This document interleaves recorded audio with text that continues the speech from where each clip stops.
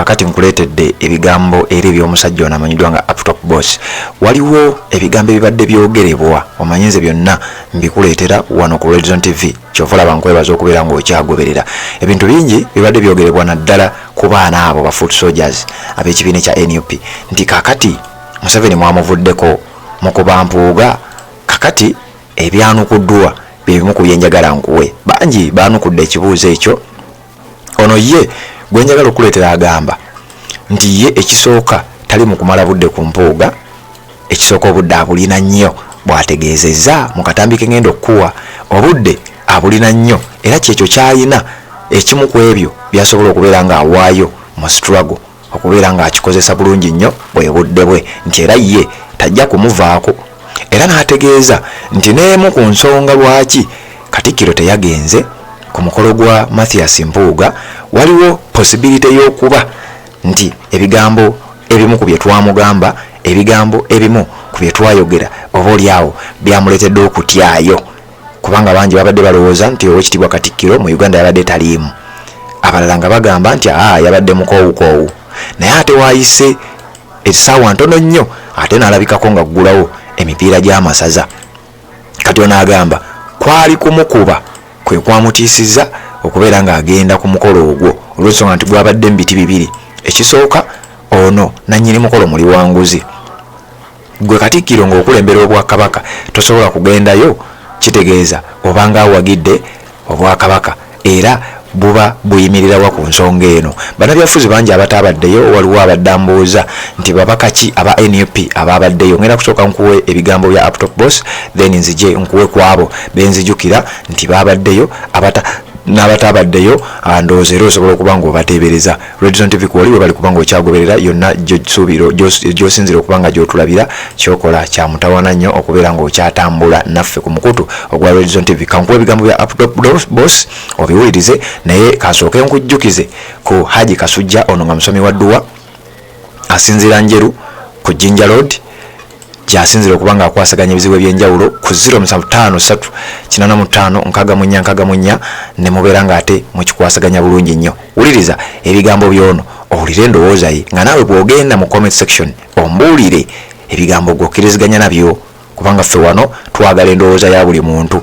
Wano toli mulabi bulabi wabula naawe oli omu ku bannannyini mukutu gwe ali mu kuwuliriza byenjogera. Toli mulabi bulabi, toli follower just, toli subscriber wabula oli omu ku bannannyini mukutu era ebirowoozo byo bitwalibwa nga bya makulu nnyo. So yensonga lwaki mbeera Eva mbasaba genda mu comment section gye tujja munnaayo bye tuleeta. Waliwo addansabye okuleeta ebigambo bino era mbimuleetedde. Waliwo abaddansabye ababaka ba NUP ababaddeyo bokka kanzije soka ulize bya Uptop Boss then nzije nkubuulira ekibuuzo ekyo kyomboozeza. Red Zone TV kwoli katujje tuuliziganye. Kino nga kigenda kibeera ki boyfriend kyo banga kitabani kyo nga kigenda kikuttira olulyo neno mindset yakyo ekyakkiriza ebeere mu buwambe. Obuzibu bw'abantu bwe tulina nti twakkiriza mindset yaffe ne capturingibwa nebeera mu buwambe tutandika okweraba nga abanafu abatalina kye tuyinza kukola, naye singa ffenna tusobola okumanya amaanyi gaffe oba oliawo twandibadde tuteekawo enjawulo mu society. Naye kati osanga comment nga zino nga bagezaako ku discourage nga waliwo n'abalala bye nalabye nti simanyi kakati Museveni mwamuvaako muli mu kulwanyisa Mpuuga era bw'olaba omuntu ng'ayogera bw'atyo omutunyanga wanoga kisirumu, kubanga ebintu byolina okwebuuza bye bino. What makes Museveni strong? Ekifuula Museveni strong ta operatinga yekka, ayina abantu abamuyambako okuoperatinga. So once you realize nti omuntu bino byakola bibenefitinga Museveni, kuba bw'omufunako target kuba tozikiza tobeera discouraged naabo. Waliwo n'abalala babadde bawoza mbukati oyo Mpuuga kati mulambo omenyeka nagwo gwabwerere mukwano ffe tukuba n'omuzimu ne tugukuba sikulwanga gudda negulira kutandika okukabasanya abakazi tugukuba mpaka kuwulira wuli omuntu mba mulina okumukuba n'asavinga ng'ekizampa eri abalala, kubanga mulimu abantu abamu abava ku kintu ng'atidde repercussions. Kakati omuntu ayinza otunamu naga kukyatuuka ku masaayasi ndeka munnange simanyi oba mwawulira ebigambo bya Liripazo byayogera n'agamba nti nze abantu balimu okujja mu kasalo nkange okusala enviiri. Kitegeeza waliwo abantu abava ku kintu ng'atidde ebinaddirira.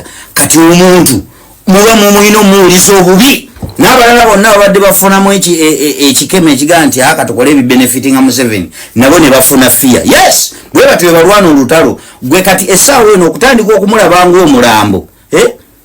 It has been a process. Essaawa eno omukolo gwo nga tegunnateekebwateekebwa gwali gukyali mu pipeline. Ensobera yange y'okukisenge negundetera nga bali mu WhatsApp group batandise oguteesaako.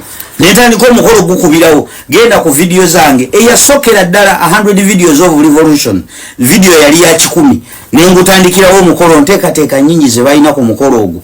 Naye olw'ensonga nti namanya bukyali nemanya nti kati bano ina bawa steps ahead okugulaba nti gwabadde nga muziina tolowooza nti kyabadde kyakusaaga bino ebyokwogera wano bitubigalinga n'abalala nabo ne basitukira wamu. So it has been a process. Gugulaba nti gwabadde ng'ekitagasa tolowooza nti kyavudde buvi mu bbanga kubanga bingi bye baasuubiza tetwabirabye. Batusuubiza otulaga engoye empya abakulembeze ze balina okwambala tetwazirabye. Babasuubiza obbalaga omukulembeze nti omukulembeze twamuzudde mwalabe ku mukulembeze. Babasuubiza nti Katikkiro agenda kubaayo mwamulabye.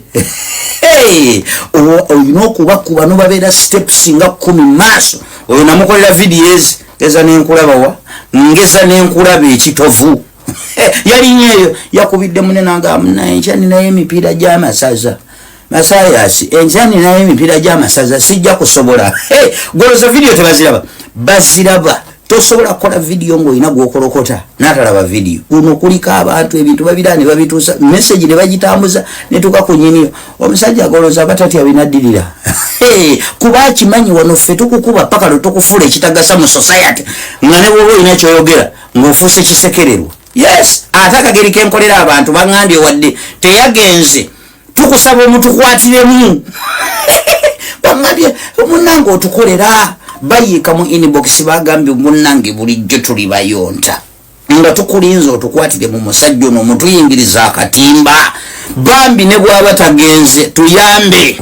Kati ndi wana I'm thinking about it nti endagaano gye nakoze nti bwagendayo nja mulasa kati teyagenze ekiba kiyange ekitegeeza nti muleke naye olw'ensonga nti nkolera abantu baŋŋambye ssebo mu muzannyo guno gwabula mu pule ba midfielder we bali bajjudde ba defender tuuzaayo muteebi kumufuula kitagasa mu society nga buli byayogera afuuse kisekererwa. Yes. Bwe tutyo bwe tukola. So ababeera awo nti don't waste time on him. Time njirina. Kubimu kubyennina I know time is a precious thing. Ebintu byenyinza okuwa mu struggle eno bwe budde. And I have it. And I will do it. So tujja. Yes. Still about yesterday. Tukyakikwasaganya. Tukyali ku nsonga za jjo. Mumulowooza nti simanyi jjo. Tukyaziriko paka kubulira mu ttaka. Amot. Ndowooza obiwulidde bulungi nnyo ali ku Horizon TV. Kakati abadambuuza babaka ki aba National Unity Platform ababaddeyo ku babaka ababaddeyo nga ba NUP. Kati wuliriza anti ombuuzizza nkuwa answer. Honorable Mathias Mpuuga yennyini yabaddeyo. Honorable Abedi Bwanika yabaddeyo kubanga bano bakyali ba NUP officially abo babiri babaddeyo. Honorable Juliet Kakande yabaddeyo wa NUP. Honorable Joyce Baagala yabaddeyo wa NUP. Honorable Medal Lubega Sseggona yabaddeyo wa NUP. Be babaka bataano bokka ababadde ku mukolo ogwo. Mathias Mpuuga, Abedi Bwanika, Medal Lubega Sseggona, Juliet Kakande ne Honorable Joyce Baagala. Tewali mubaka mulala yabaddeyo ng'ava mu kibiina ekya National Unity Platform okujjako nga nze saamulabye bulabi naye tewali mulala yabaddeyo. Ababaka abasinga obungi bonna bagwesambe waliwo ababadde basuubirwa omuli Ssemujjunganda oyo newankubadde si wa NUP naye yabadde asuubirwa okubaayo teyalinnyeeyo.